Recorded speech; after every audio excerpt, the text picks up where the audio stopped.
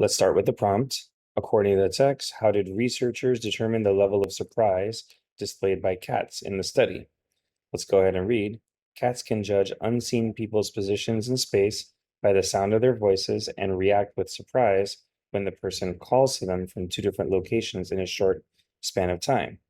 These researchers reached this conclusion by measuring cats' level of surprise based on their ear and head movements while the cats heard recordings of their owners' voices from two speakers spaced far apart.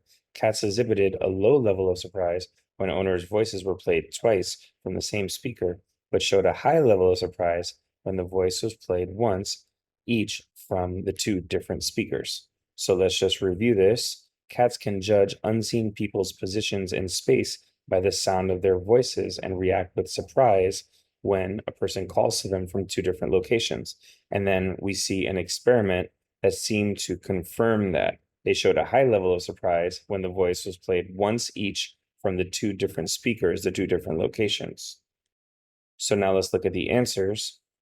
A, how did the researchers determine the level of surprise?